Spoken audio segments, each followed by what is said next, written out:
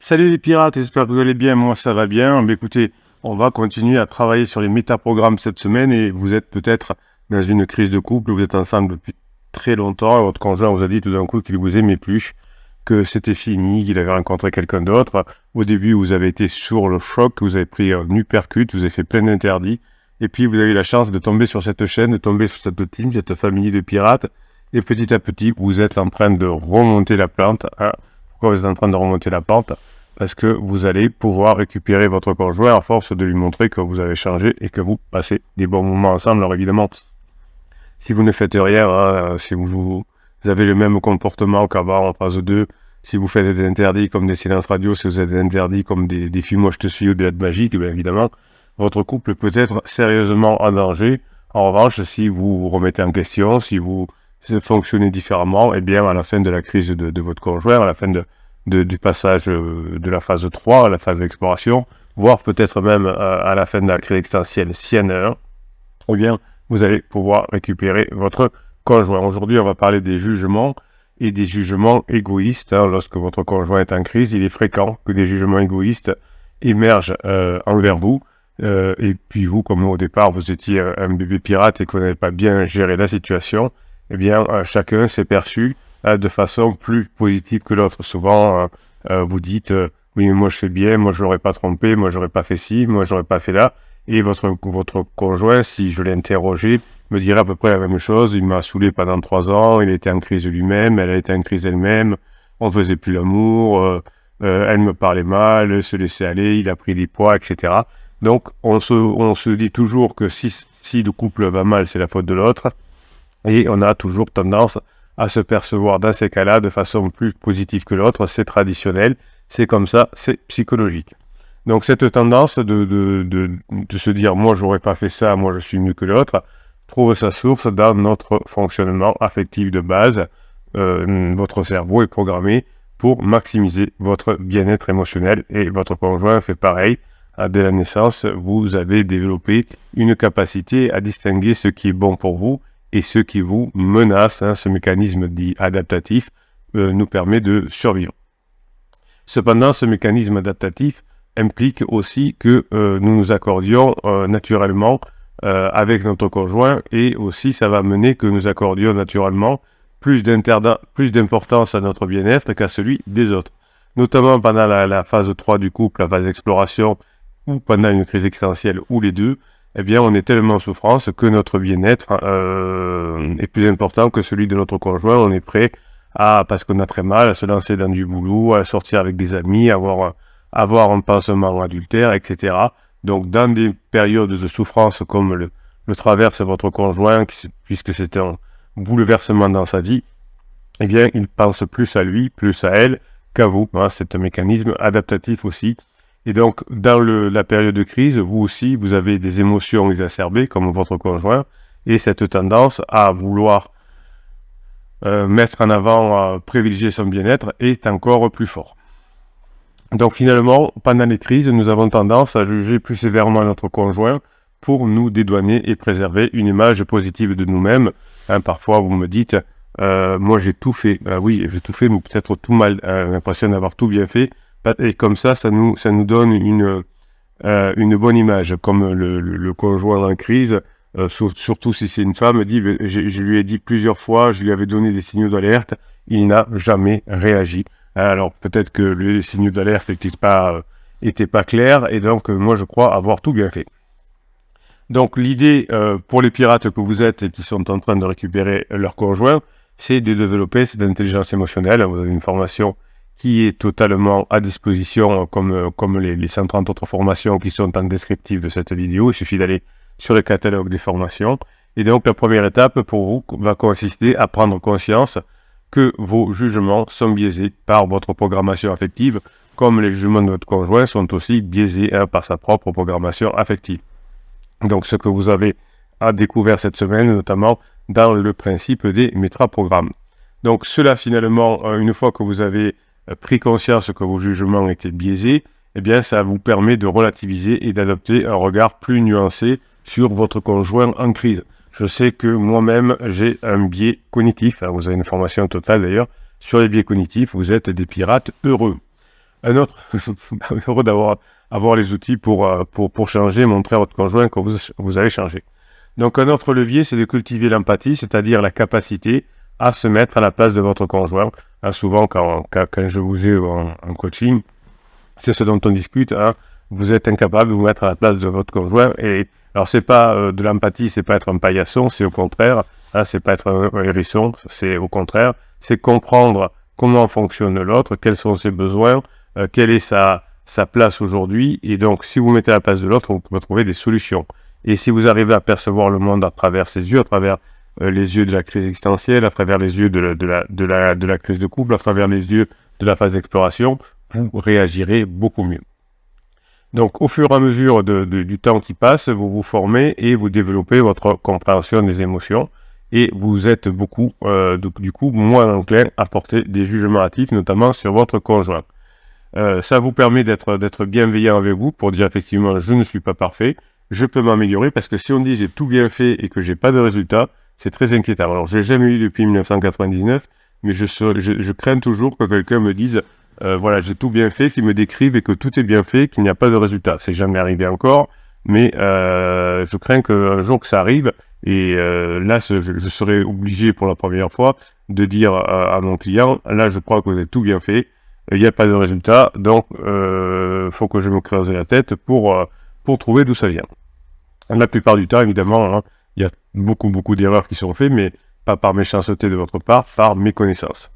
Donc, vous allez pouvoir apprendre à éviter les attaques de votre conjoint, éviter vous-même d'attaquer pour faire en sorte d'avancer. Donc, les pirates qui commencent à se former prennent conscience des pensées automatiques qui amènent à juger plus positivement vous que votre conjoint. Donc, vous allez premièrement faire un exercice en disant à quel moment je me crois mieux que mon conjoint, mais surtout, quels sont les biais affectifs sous-jacents. Qu'est-ce que j'ai peur, qu'est-ce que je ne voudrais pas, etc. Donc, pourquoi je me force à croire que je suis mieux que mon conjoint.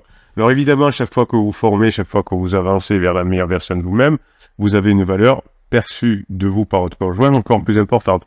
C'est comme si j'améliore ma maison, elle a une valeur plus importante. Si je fais des travaux, si je construis une piscine, elle a une valeur plus importante et elle aura aussi une valeur perçue plus importante. Les personnes qui font de l'immobilier savent que quand il y a une piscine dans une maison, surtout dans le sud de la France, la piscine a été construite pour une valeur de 30 000 euros, eh bien, ça fait augmenter le prix de la maison de 50 000 euros, par exemple. Ou 5 000 euros, peut-être. Ça dépend du volume de la maison. Là, c'est la même chose. Votre valeur que vous acquérez grâce aux formations chaque jour, et quand votre conjoint commence à sortir de sa crise, est perçue comme beaucoup plus importante qu'elle ne l'est, parce qu'il n'y a pas beaucoup de personnes qui ont votre niveau. Vous me dites souvent, je me fais draguer par des femmes ou par des hommes depuis que je commençais à travailler sur moi, car effectivement, vous commencez à faire une différence de valeur perçue avec les autres personnes. Donc, vous allez aussi vous imaginer dans un exercice 2, à travers la crise de votre conjoint, en adaptant son point de vue. Comment vous allez percevoir ces événements. Et vous allez noter par écrit 3 ressentis négatifs que votre conjoint, finalement, vous inspire. Donc, 3 ressentis négatifs par rapport à la crise de votre conjoint. Et puis, vous les reformulez d'une autre façon, en vous mettant à la place du conjoint. Si votre conjoint vous dites mon conjoint ne répond pas toujours au téléphone, peut-être que vous, en se mettant à la place, ça veut dire qu'est-ce qui va me saouler encore, qu'est-ce qu'il va me dire encore au téléphone, il va me saouler. Donc vous voyez, ça peut être il répond jamais ou elle répond jamais, et l'autre qui dit c'est pas intéressant quand il m'appelle, il me dit où on en est, il me demande qu'est-ce que j'ai fait, il essaye de me contrôler, donc tout ça vous éloigne. Donc finalement, la période des jugements va faire que vous allez vous éloigner de votre conjoint, alors que lorsque vous avez travaillé sur le dynamisme de votre couple, eh bien, vous allez pouvoir réguler l'affect de vos émotions, moins souffrir et vous rapprocher de votre conjoint. Donc, les jugements en période de crise, donc ce que j'appelle parfois des jugements égoïstes de votre conjoint envers vous, je dois me faire plaisir parce que j'ai beaucoup souffert, et vous, vis-à-vis de votre conjoint, celle qui me fait souffrir, c'est lui qui me fait souffrir, donc je suis la victime. eh bien, vous allez vous sentir menacé, vous allez vous sentir stressé. Et lorsque l'on se sent menacé, lorsqu'on se sent stressé, nos biais de jugement s'accentuent pour contrer cette méthode affective, cette menace affective. C'est-à-dire que vous allez, comme vous avez peur de perdre votre conjoint, effectivement, si vous n'aviez pas rencontré cette team, cette famille de pirates et que vous n'étiez pas formé, ça aurait pu être le cas, eh bien, ça vous stresse. Inversement, lorsqu'on se sent bien, on se sent mieux en tout cas, on est plus enclin à adopter un regard nuancé sur autrui. Ça, c'est une pépite pour vous. Notez bien, c'est une pépite. Attention, pépite. Attention, pépite. Je répète. Lorsque nous nous sentons mieux, nous sommes plus enclins à adopter un regard nuancé sur autrui. Donc, lorsque vous allez arrêter de prendre la tête à votre conjoint, lorsque vous allez passer à nouveau des bons moments à votre conjoint qui constate que les formations payent, même si vous ne dites pas que vous faites les formations, eh bien, finalement, votre conjoint ne va plus avoir un regard tranché sur vous. Il me stresse, elle me stresse, donc c'est fini, je ne reviendrai jamais, donc très tranché. Et là, c'est finalement, on passe des bons moments ensemble, finalement, c'est moins pénible que prévu, finalement, j'ai de la dopamine quand je rencontre mon conjoint. Eh bien, tout ça va faire que le regard de votre conjoint sur vous va se retrouver nuancé. Cette variabilité dynamique s'explique par le rôle de régulation de l'affect que jouent les biais cognitifs. La variabilité dynamique s'explique par le rôle de régulation de l'affect que jouent les biais cognitifs. Et plus vous allez vous sentir bien, mieux vous allez sentir que vous avez progressé, moins les biais cognitifs vont être efficaces sur vous. Donc, à partir du moment où vous allez vous présenter sous un jour favorable, ou en tout cas plus favorable qu'avant, et finalement, en montrant que vous êtes plus détendu, vous allez parvenir à majorer non seulement vos émotions positives et à minimiser vos émotions négatives, mais ça va être aussi la même chose du côté de votre conjoint, puisque vous vous montrez sous un jour plus favorable, que vous avez progressé, que vous avez une valeur plus importante, et que vous n'attribuez plus de défauts à votre conjoint aussi ne va plus vous attribuer beaucoup de défauts, parce que ça va mieux se passer. Vous voyez le mécanisme. Alors malheureusement, pour ceux qui ont été, entre guillemets, trompés par le silence radio, etc., vous ne pouvez pas avoir ces mécanismes-là si vous faites un silence radio, si vous ne répondez pas à votre question, à votre conjoint, quand il vous contacte. Si vous ne contactez pas votre conjoint, s'il n'y a pas de rapport avec votre conjoint, il ne peut pas y avoir ce phénomène qui fait que lorsque l'on a un contact agréable, un jour favorable avec votre conjoint va vous attribuer moins de défauts. Lorsque ces mécanismes de défense affective se retournent contre votre conjoint, ça va détériorer la qualité et votre conjoint va perdre du caractère adaptatif au départ parce que vous étiez un bébé pirate et que vous avez mis plus de pression, plus de contrôle. Donc vous allez laisser place à plus d'objectivité dans vos évaluations. D'abord, vous allez arrêter de voir votre conjoint comme trop négatif. Je suis une victime, il est très méchant, elle est très méchante. Donc vous allez mesurer régulièrement la teneur de vos jugements. Parce que si vous tenez responsable votre conjoint de tout, si vous avez une vision négative sur votre conjoint, eh bien, vous ne pourrez pas vous rapprocher puisque vous aurez trop de stress. Donc, je vous propose tous les soirs de noter des impressions positives sur votre conjoint, bon, aussi des impressions négatives parce que ça vous fait du bien d'écrire avec votre main. Et en tout cas, cela, une fois que c'est écrit de votre main sur un papier, ça va vous permettre de prendre du recul sur vos biais émotionnels qui sont variables, qui évoluent. Votre conjoint au début avait beaucoup de biais émotionnel envers vous, vous étiez la personne qui l'embêtait le plus au monde, et comme vous avez changé, bien les biais émotionnels vont être beaucoup moins forts, et vous allez apprendre à communiquer maintenant les impressions que vous avez dans votre tête de manière respectueuse. Vous ne voyez plus votre conjoint comme quelqu'un qui vous en veut, qui est très méchant, mais comme quelqu'un qui est en crise, qui est en souffrance. Imaginez que votre conjoint soit une maladie importante et qui soit en souffrance, comme la crise laquelle le fait souffrir, comme la crise de la phase 3 le fait souffrir. Est-ce que vous seriez désagréable avec quelqu'un qui est en souffrance pour une question physique, parce qu'il est malade? Certainement pas. Au contraire, vous seriez assez petit soin.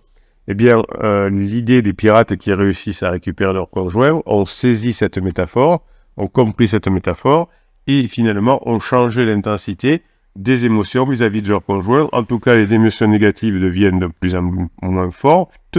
Je me mets à la place du conjoint, je sais que c'est compliqué. Et finalement, ma régulation affective va être beaucoup plus efficace car je vais pouvoir montrer à mon conjoint effectivement que maintenant ça se passe. Donc lorsque vous vous êtes senti menacé par la crise de votre conjoint ou d'ailleurs par une autre situation extérieure anxiogène, tout ce que vous apprenez dans les formations, vous pouvez aussi l'utiliser pour votre travail, eh bien lorsque vous vous sentez menacé, les biais de jugement vont s'amplifier pour avoir un principe compensatoire, c'est-à-dire que lorsque l'on se sent menacé, notre cerveau active instinctivement des stratégies pour rétablir notre bien-être affectif mis à mal. C'est ce qui s'est passé au départ de la crise de votre conjoint. Vous avez pris un choc, un hypercute, et vos biais de jugement étaient au maximum. Donc vous vous sentiez comme une victime, vous pensiez que vous n'arrivez pas à y arriver, que vous pensiez que le déclaratif de votre conjoint « je t'aime plus, je reviendrai jamais » était vrai, et vous étiez perdu. Hein. Vous savez que toutes les personnes qui ont récupéré leur conjoint ont entendu à un moment donné « c'est fini, c'est mort, je ne reviendrai plus, tu m'as fait trop souffrir, j'ai rencontré une personne formidable ». Et évidemment, avant de rencontrer les pirates, hein, les personnes qui ont réussi à récupérer leur conjoint aussi, avaient fait comme vous certainement beaucoup d'erreurs, donc ne vous en voulez pas tellement. Donc vous allez vous présenter à votre conjoint à partir d'aujourd'hui sous un jour très positif, hein, et vous allez dénigrer dans votre tête la source perçue de menace, la séparation, le divorce, la crise de votre conjoint, afin de contrer vos propres émotions négatives et que votre conjoint, par ses neurones miroirs, ne les sente pas. Donc je vais vous donner une méthode que vous retrouvez dans certaines formations. Pour contrecarrer ce mécanisme, il est essentiel de prendre du recul sur les situations génératrices de stress et d'appréhender la crise de manière moins anxieuse. Donc quand vous avez fait la formation, par exemple, sur gérer ses pensées, ses émotions, quand vous avez fait la formation gérer son stress, lorsque vous avez fait la formation comment gérer le stress traumatique, eh bien, vous allez extraire des dynamiques relationnelles conflictuelles avec votre conjoint, ce sentiment de menace. Aujourd'hui, il est préférable de communiquer avec votre conjoint sur des sujets neutres ou positifs jusqu'à ce que les tensions retombent. Je sais que c'est dur pour vous parce qu'au début, vous avez du mal à maîtriser votre cerveau quand vous n'êtes pas assez formé, mais apprendre finalement à accepter qu'on a fait des erreurs, apprendre à accepter que l'on a fait des interdits, accepter que l'on ne sait pas comment récupérer son conjoint mais qu'on a envie d'apprendre, eh bien si on accepte finalement de s'aimer inconditionnellement, même si on a fait des erreurs, même si on a commis des interdits, même si on ne savait pas comment fonctionne le couple, eh bien, quelle que soit la situation, tout ça va empêcher de rechercher une estime de soi compensatoire.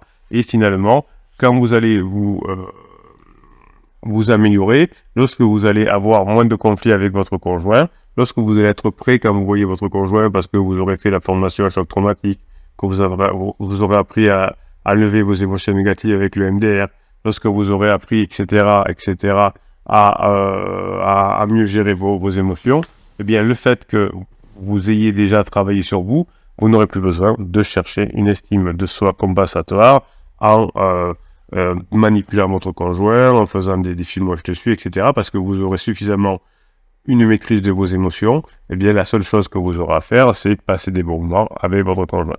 Donc, au fur et à mesure que vous allez augmenter votre capacité, votre valeur, votre intelligence émotionnelle, vous allez vous rapprocher de votre conjoint, puisqu'il n'y aura plus de conflit, puisqu'il n'y aura plus de problème, eh bien votre conjoint verra que vous avez changé, que ça s'améliore. En revanche, que ça se détériore avec le pansement, parce que de toute façon, les relations de pansement se terminent, à moins que vous ayez fait, évidemment, que vous ayez poussé votre conjoint dans les bras de pansement et que vous l'interdisiez de revenir. Donc sinon, il y a des chances que votre couple puisse passer en phase de cadre, que vous ayez suffisamment travaillé et que maintenant vous puissiez montrer à votre conjoint que tout va bien. Donc vous avez bien compris ce mécanisme des phénomènes compensatoires aujourd'hui. Là, c'était une vidéo importante. Remettez cette vidéo pour avoir la pépite qui est au milieu. Ça va vous permettre de recomprendre vraiment ce fonctionnement dynamique des relations humaines et vous allez pouvoir changer petit à petit votre fonctionnement et remplacer le fonctionnement avec votre conjoint. Passez la journée que vous méritez, mes pirates adorés.